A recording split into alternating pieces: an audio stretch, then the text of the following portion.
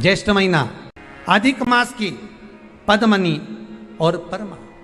जितनी एकादशी होती है 26 की 26 एकादशी का अगर आप वर्णन करेंगे, 26 की 26 एकादशी का यदि आप स्मरण करेंगे तो एक एक एकादशी का अगर नाम स्मरण करें तो कितना कितना सुंदर। चैत्र के महीने में 2 एकादशी, कामदा पाप मोचन, बैसाख में 2 वरुथनी मोहिनी, ज्येष्ठ महीना अपरा निर्जला, आषाढ़ योगनी देवशवनी, श्रावण महीने की कामिका पुत्रदायिनी, भादो महीने की अजा परिवर्तनी, अश्विनी महीने की इंद्रा पापकुशा, कार्तिक महीने की रमा प्रबोधनी, मार्गशीर्ष मास की उत्पन्ना और मोक्षदा, पौष महीने की सफला और पुत्रदा,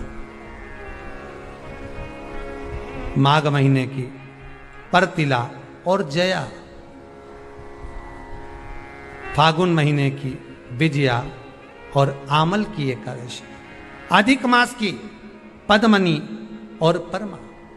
कितने सुंदर नाम है। अब इस नाम से पहचान करो, निर्जला, कितनी सुंदर नाम। अब नाम इतना सुंदर है तो एकादशी कितनी सुंदर होगी।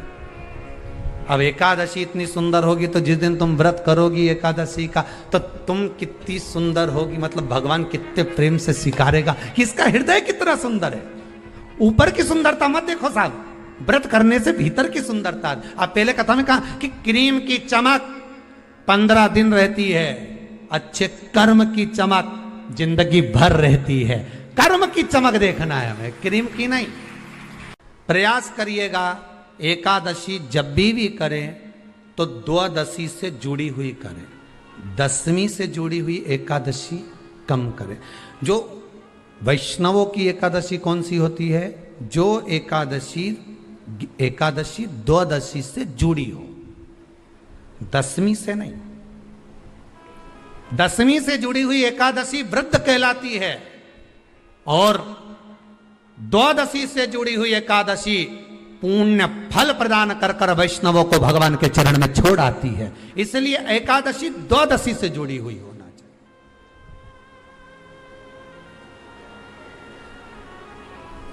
अब कई लोग क्या करते हैं, जो दशमी से जुड़ी हुई एकादशी रहती है ना, उसको करते। पर वैष्णवों की जो एकादशी मान्य है, वैष्णव धर्म की जो एकादशी होती है वो द्वादशी से जुड़ी हुई होती है, वह 12 से जुड़ी हुई होती है, द्वादशी से जुड़ी होना चाहिए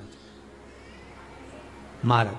तो वो वैष्णव जो एकादशी होती है, वैष्णवों की एकादशी होती है, वो द्वादशी से जुड़ी हुई पूर्णता का सुख देने वाली होती है। हमें घटने के साथ नहीं चलना, ध्यान दीजिएगा। हमें किसके साथ चलना है? बढ़ने के साथ, क्योंकि हमको आगे बढ़ना है कि पीछे आना है। वैष्णव आगे बढ़ता है, वैष्णव का धर्म है कि अग्रण्य भाव में चले।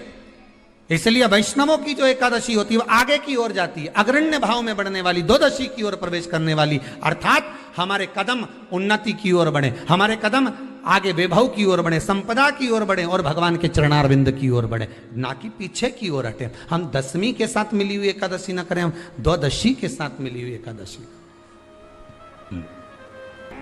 एकादशी ने भगवान विष्णु से कहा, नाथ प्रभु वर दे दो, मृत्यु लोक में जो मनुष्य मेरा व्रत करेगा, चाहे जलचर, थलचर, वायुचर या सांसारिक मनुष्य, मेरा अगर एकादशी का व्रत करेगा, प्रभु उसके यहाँ धन धान्य वैभव सुख संपदा बढ़ेगी और उस जीवात्मा को नरक नहीं भोगना पड़ेगा, सीधे वैकुंठ का उसको वास मिलेगा।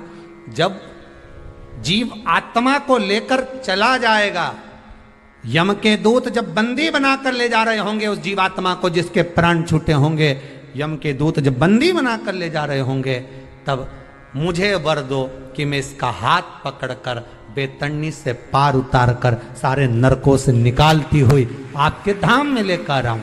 भगवान ने वर दे दिया, तथास्तु। हे एकादशी सुनो, मृत्यु लोक का मनुष्य अन्न का त्याग कर कर, क्योंकि अन्न में एकादशी के दिन पाप पुरुष रहता। अन्न का त्याग कर कर एकादशी के दिन जो मनुष्य तुम्हारा व्रत धारण करेगा, उस व्रत को करेगा और उस व्रत को धारण करेगा, उसकी मनोकामना पूर्ण होकर वो मेरे ही धाम को जाएगा। कितना सुंदर प्रसंग है। भगवान कृष्ण भी शिव के भक्त हैं और सुदामा जी भी शिव के भक्त हैं। दोनों को देखिए, दोनों को देखिए। द्वारकापुरी में प्रवेश करोगे तो सबसे पहले द्वारकाधीश का दर्शन करने से पहले शंकर जी का मंदिर मिलेगा, कुशेश्वर महादेव। पोरबंदर में सुदामा जी के घर में प्रवेश करते समय भी आपको शिव जी का मंदिर मिलेगा।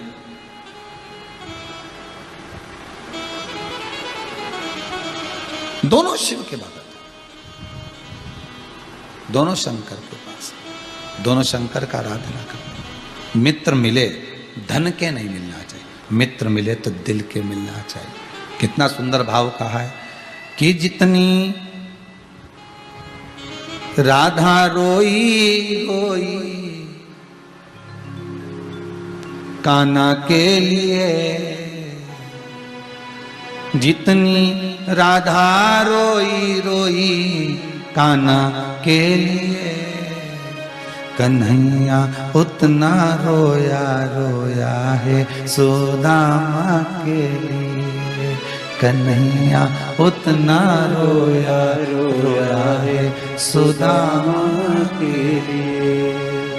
राधा जितनी रोई रोई कान्हा के लिए, राधा जितनी रोई रोई कान्हा के लिए, कन्हैया उतना रोया रोया है सुदामा के लिए, कन्हैया उतना रोया रोया है सुदामा के लिए। प्रेम देखिए,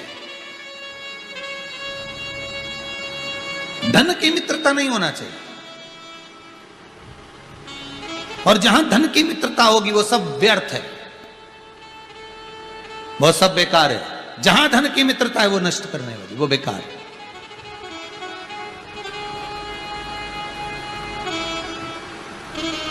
अगर मित्रता करना है तो महाराज धन ना देखा जाए। देव ऋषि नारद नारायण के उपासक है, तुमरुका जी शिव के उपासक हैं। दोनों मिले, दोनों ने प्रेम से स्नेह से गले मिले। आज देव ऋषि नारद कह रहे हैं कि मैं शिव जी के पास जा रहा हूं,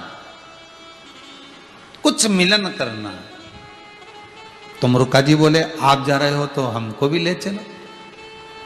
और कौन नहीं जाना चाहता उस भगवान शिव के दरवाजे पर, कौन नहीं जाना चाहता। किसका मन नहीं होगा शंकर जी के द्वार जाने, कौन का मन नहीं। आप जितने लोग कथा सुन रहे हो ना टीवी पर, जितने लोग मोबाइल पर सुन रहे हो, आपके भी मन में कभी ना कभी तो आता होगा कि एक बार मेरा मन कर रहा है कि केदारनाथ जी जाऊं। बहुत लोग कहते कितना सुंदर केदारनाथ है। हम कैलाश की बात नहीं कर रहे, हम तो केदारनाथ की बात कर रहे हैं।